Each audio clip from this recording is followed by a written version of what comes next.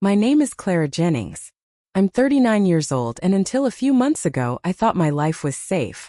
Not glamorous, not chaotic, just safe. I teach American literature at a public high school in Portland. I pack my daughter's lunch, I drink my coffee at 6:30 a.m. sharp. And I've been married to a man named Victor for almost 14 years. Victor Jennings. 42. Corporate project manager. Always the calm one. The stable one. The one who never raised his voice. Never missed an anniversary. Never forgot to kiss my cheek before heading out the door. That's the man I believed I married. And then came the Thursday that cracked my world open. Like an egg dropped on a tile floor. No noise at first, just the slow, sticky spread of something you can't clean up fast enough. It started with laundry. Isn't that always the case with wives like me? We don't hire help, we don't snoop. We just do the laundry. Victor had come back from a 3-day conference in Seattle. He dropped his suitcase in the hallway like always. I was folding Ellie's unicorn pajamas when I noticed his blazer draped over the arm of the couch. Out of habit, I reached into the inner pocket to check for anything before putting it in the wash. And that's when I found the receipt. It wasn't anything dramatic. Just a folded slip of glossy paper from a boutique hotel in Bend, nearly 200 miles in the opposite direction of Seattle. The date matched his trip. The line that got me wasn't the total or the minibar charges. It was the room note. Rose petals and champagne added upon request. Happy anniversary, Elle. I stood there for a moment, the receipt trembling in my fingers. Elle? Not C. Not Clara. Not even Jennings. Elle. For a brief second, I thought maybe he had planned a surprise for me. But there had been no anniversary celebration. No flowers. No trip. No dinner. Nothing. My heart thudded so hard I had to sit down. I stared at that receipt for nearly 10 minutes. Then I quietly folded it and slipped it into the back pocket of my jeans. The next few days were a haze. I didn't accuse. I didn't cry. I didn't even stop folding his clothes or prepping Ellie's school snacks. But something had shifted.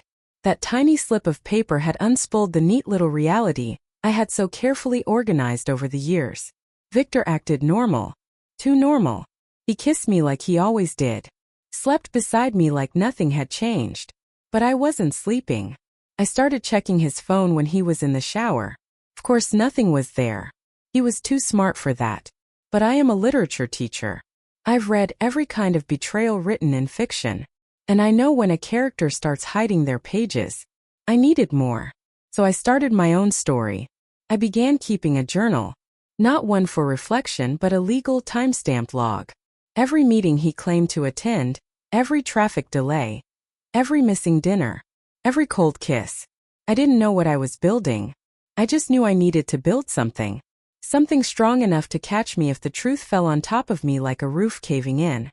Then came the dinner. A week later, Victor suggested we try that new Italian place that opened near Hawthorne. It was a Tuesday. Just us, he said. Ellie's at your mom's anyway. He made the reservation. He wore cologne. And the whole time I stared at him wondering what kind of man could pretend like this.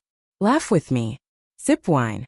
Twirl pasta on his fork like he hadn't toasted someone else, someone named Elle. With champagne and a king-size bed on the other side of the state. But I played along. Because I needed more. After dinner he stepped away to take a client call in the parking lot. I quickly grabbed his phone from the coat he'd left on the booth seat. Locked. But what he didn't know was that our 9-year-old daughter had once watched him unlock it and parroted his passcode like it was a secret spell. She thought it was a game. 4 digits. 1980. His birth year. The screen opened. No recent texts. No social apps. No emails. But in the gallery screenshots. Hotel booking confirmations. Hidden in a private folder titled Receipts. She had a name now. Ellie Nartle. There were photos. Some blurry, clearly snapped in private.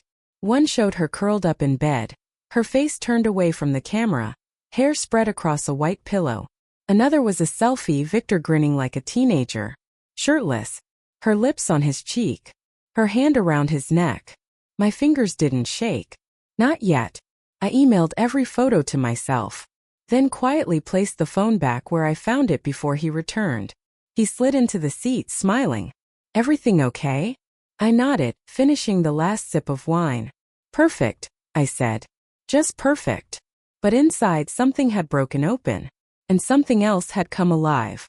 This wasn't just about betrayal. This was war. And I was just getting started. After that dinner, I stopped wondering if I was wrong. There was no more second guessing. No more maybe he's just stressed. Or maybe it's just a phase. The man I once loved had another life. Another woman. Another bed. And possibly another child. I wasn't sure yet, but one of the photos hinted at it. A birthday cake with the words, "To our little star, love L and V." L and V. Lena and Victor. It was so clean, so practiced. And yet so cowardly. But I didn't cry. Not even that night.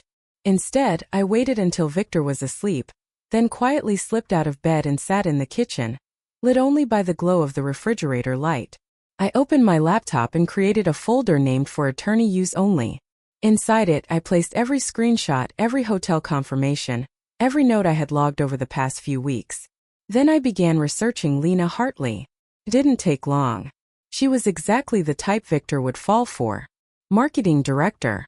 Recently divorced. Active on LinkedIn, Pinterest boards full of beach homes and wedding dresses. A public Instagram where she documented her journey of rediscovery. Most of her photos were taken on hikes, in boutique cafes, or luxury cabins in the woods. Several were tagged in Bend, exactly where Victor had traveled for work. One post had the caption, "New beginnings. Even if they start in the most unexpected places." Red heart #love again #blessed #grateful. I wasn't sure if she knew about me. Some women know they're the other woman. Some are lied to. But I wasn't ready to confront her. Not yet. Instead, I needed to find out what else he was hiding. The next day I called out sick from school. Ellie was at class. Victor was at work. I drove to the small storage facility Victor rented years ago. He told me it was for old college furniture and tax files. But he never took me there. He didn't know I had the spare key. Inside it looked mostly untouched. Except for a weathered file cabinet and a locked trunk. The cabinet held old photo albums and documents. But the trunk, when I finally pried it open, was full of things that didn't belong to me. Or us. Cards. Love letters. Receipts from stores I'd never shopped at. A delicate bracelet with the initials LH engraved on it. There was even a framed photo of Victor holding a toddler with dark curly hair, smiling at a birthday party. The child was blowing out candles while a woman, Lena unmistakably, stood beside them. It felt like someone had punched the air out of my lungs. He wasn't just having an affair. He was building a family. A fake fantasy family he visited like a vacation home. And all the while Ellie, his real daughter, was home drawing him pictures of unicorns and waiting for video calls he never returned. It was no longer about infidelity. It was abandonment. I sat in the car for an hour after leaving the storage unit, hands shaking, unable to drive. The Portland rain blurred the windshield, matching the fog in my head. But eventually clarity returned. Victor had chosen his role in this story. Now I was choosing mine. That night I spoke with a divorce attorney.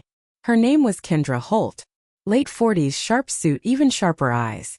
She listened as I laid everything out. "I have proof," I said. "I just don't know if it's enough." She didn't flinch. "It's more than enough. You have financial deception, hidden assets, emotional abandonment, and evidence of a second household. This isn't just a divorce, Clara. It's a case of double life. And judges don't take kindly to that, especially when a child is involved." A pause. "Do you want to go for custody?" I didn't hesitate. "Yes. Full custody. Ellie deserves better than this." Kendra nodded, then leaned forward. "Then we need to be strategic. Quiet. Calculated. If you confront him now, he'll scramble. Move funds. Cover his tracks.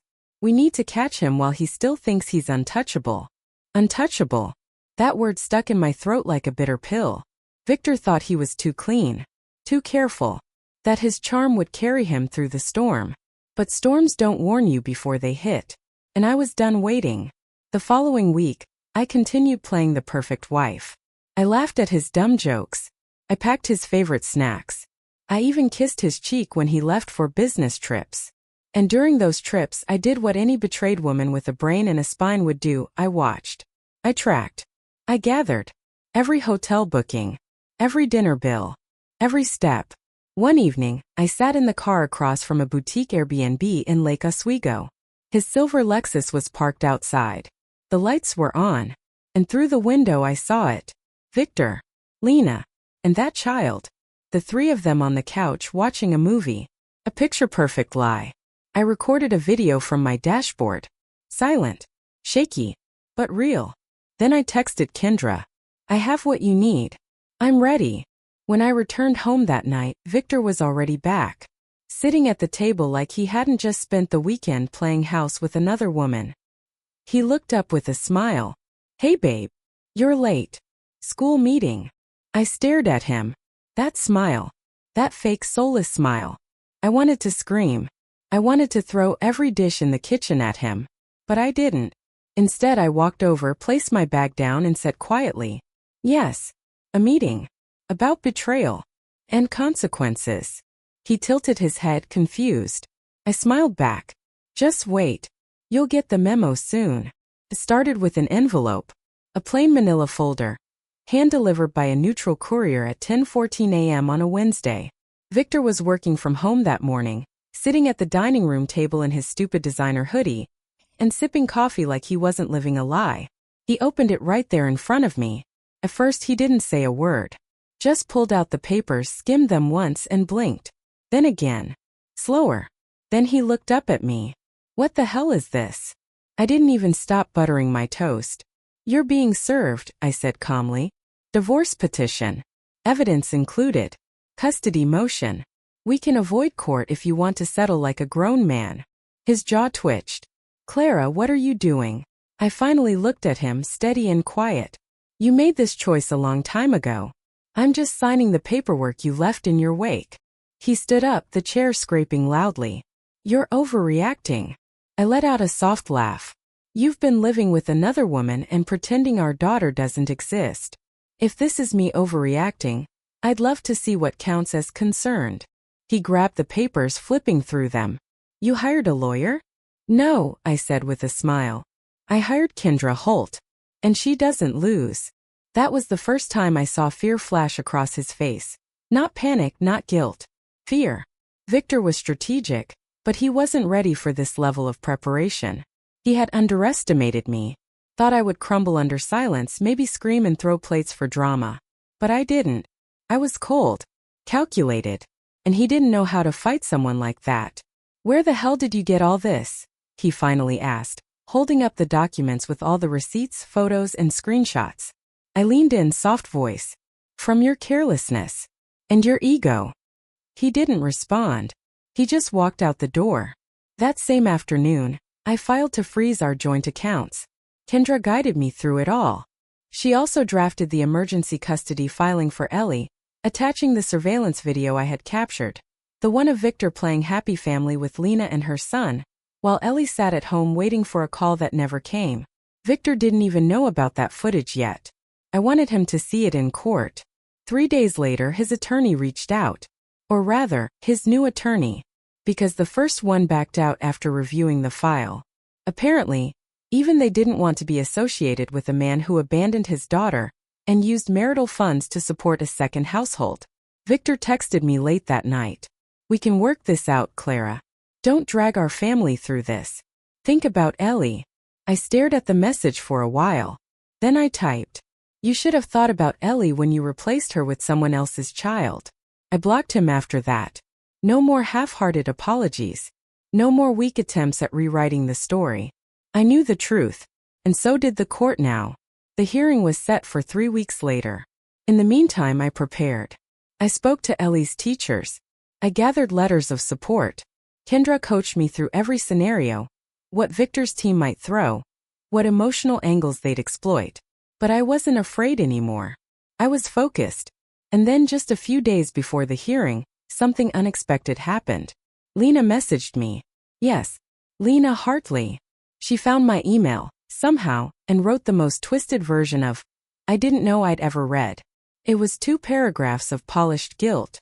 She claimed Victor told her we were already divorced. That Ellie was from a previous relationship. That I was unstable, obsessed, and wouldn't let go. It would have been laughable if it hadn't made me sick to my stomach. But the last line got me. I would appreciate if you didn't drag my son into this. He's innocent in all this, and I hope you can respect that. I stared at those words for a long time. 'Cause yes, he was innocent. But Victor wasn't. And Lena? She wasn't either. Not completely. Not anymore. So I responded, your son may be innocent, but your boyfriend is not. And soon, neither will you be in the eyes of a family court. Best of luck. No reply. The day of the court hearing came faster than I expected. My stomach churned the entire morning, even though I was prepared. Victor showed up looking polished. Gray suit, neatly trimmed beard. That false confidence he wore like armor. But I saw right through it.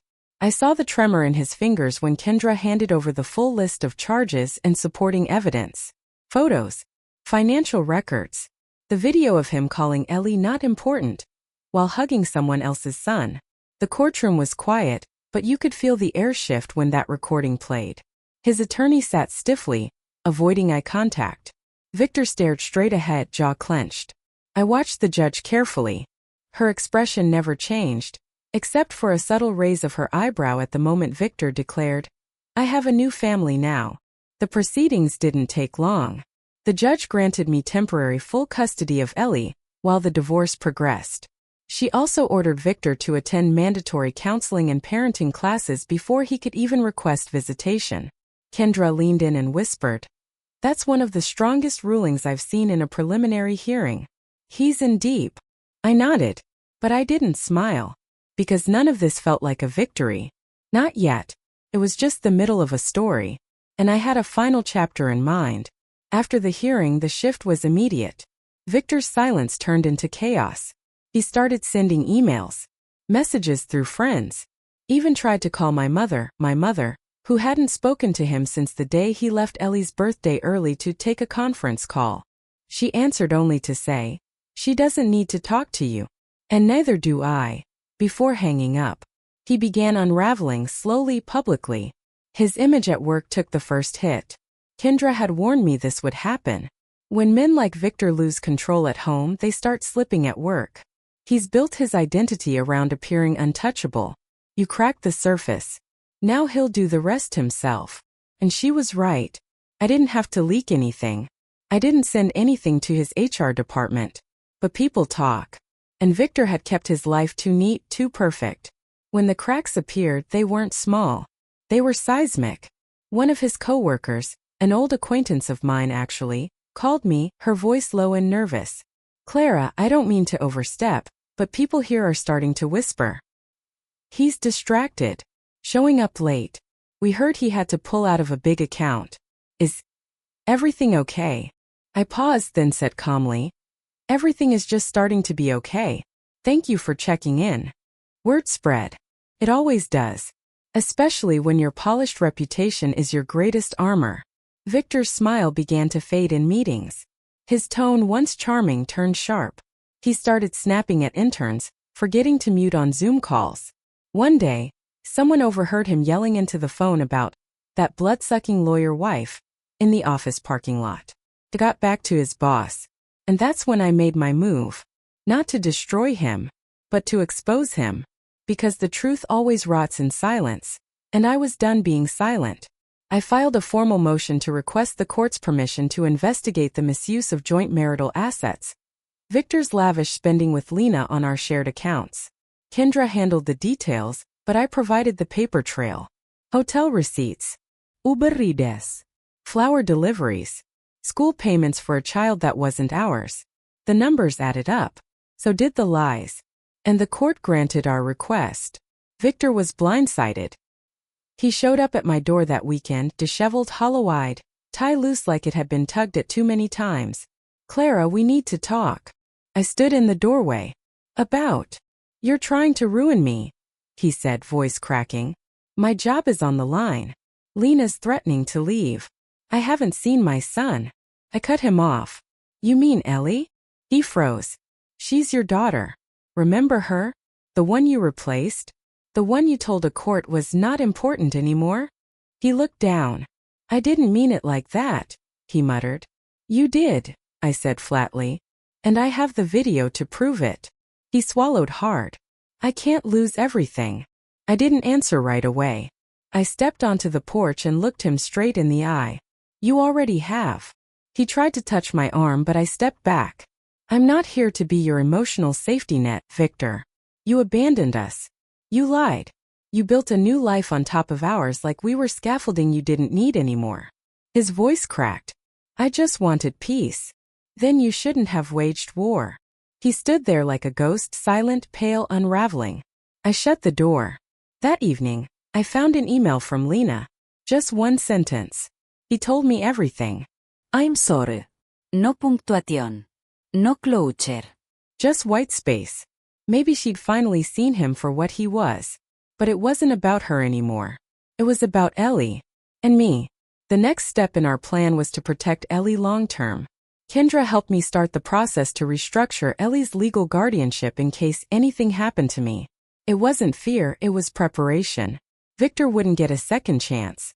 Ellie was quieter these days but more aware. One night she asked, "Is Daddy mad at us?" I shook my head.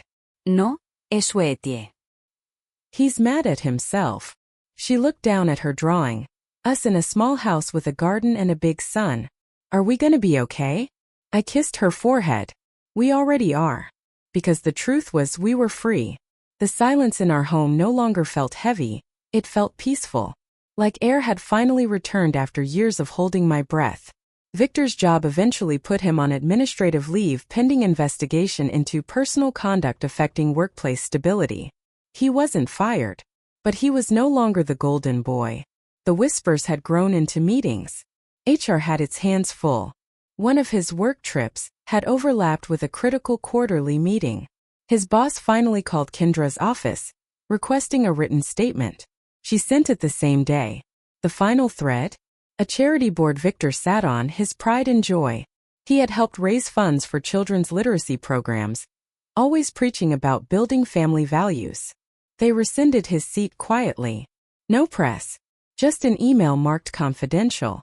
Victor's empire was still standing. But now it creaked with every wind.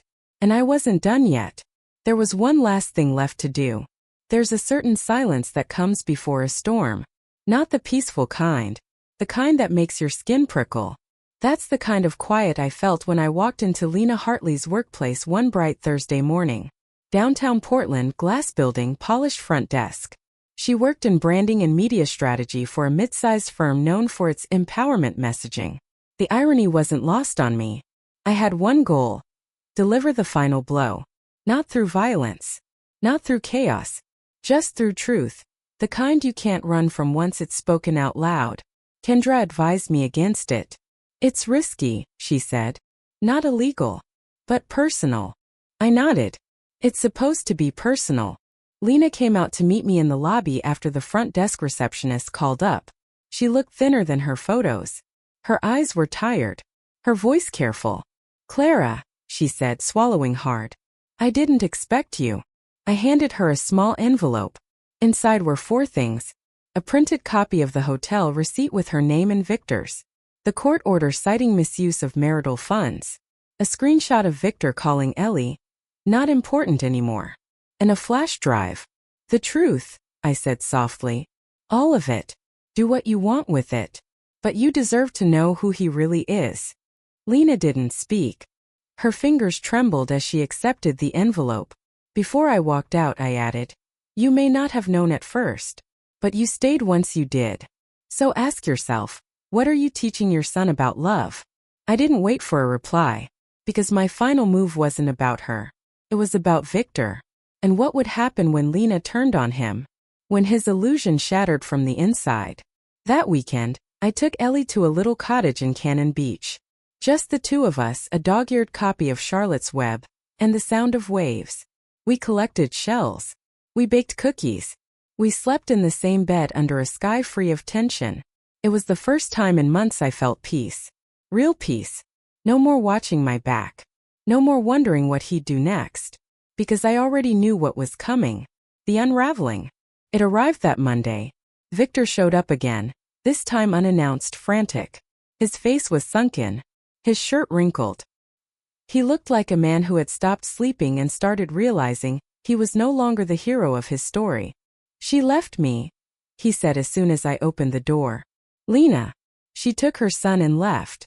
She sent the flash drive to my boss." I didn't speak. "She showed her entire department," he choked. "She told HR I used our company card for personal expenses. I'm on indefinite leave. My name is in every office rumor chain. And now they're doing a financial audit. I might lose everything." I stared at him with no emotion. "I already told you, Victor," I said. "You did lose everything." He stepped inside without asking. "You don't understand. I'm ruined. I didn't think you'd go this far." I stepped back. I didn't cheat. I didn't lie. I didn't abandon my daughter for a fantasy life. He dropped to the couch, head in his hands. "I didn't mean to hurt Ellie." Those words. The ones that always come too late. I walked over and pulled out a small box from the cabinet. Inside were the drawings Ellie had made over the last few months. All of them had two figures. Me. And her. No, Daddy. No third person. I held it out. "This is what she sees now. Because of you." Victor took the box and for the first time I think it broke him. His face twisted. His eyes welled. He sobbed. Real guttural shaking sobs. I watched. I didn't comfort. I let him sit with the pain he so effortlessly handed to us. When he finally looked up, he whispered, "What happens now?" I said nothing for a while. Then softly, "Now you live with it." He left. And this time I didn't watch him walk away. Because something had finally clicked in my heart. This wasn't about revenge anymore. It was about release. The final hearing came 2 weeks later. Victor didn't fight. He signed over his share of the house. Agreed to permanent full custody for Ellie. The court formally recognized misuse of joint funds. I walked away with everything I needed, and nothing I didn't. And Ellie? Ellie smiled more. She no longer waited by the window on Sunday nights. She started drawing again. The last picture she taped on the fridge showed a girl and her mom holding hands under a golden sun. "I made it for you," she said shyly. I knelt beside her, kissed her forehead and whispered, "You gave me everything I needed." The first night after the court finalized everything, I sat on the porch with a blanket wrapped around my shoulders and a mug of tea cooling in my hands. The air smelled like rain, but the sky stayed clear. For the first time in years, I wasn't waiting on a call, an apology, or the sound of keys jingling in the door from a man whose heart had long left this house. The silence wasn't hollow anymore. It was mine. And I'd earned every second of it. Victor didn't show up again after the final hearing. He didn't call. Didn't try to renegotiate. Maybe he finally understood there was nothing left to salvage. Or maybe he'd simply run out of lies. A mutual friend texted me a few weeks later. Victor had quietly moved out of Portland. No forwarding address. No new job announced. Lena had cut all ties. Her son was back in California with her parents. It was like watching a tower crumble after you've already walked away from the shadow it once cast. But I didn't feel triumph. I felt freedom. Ellie adjusted quicker than I expected. Children are resilient like that.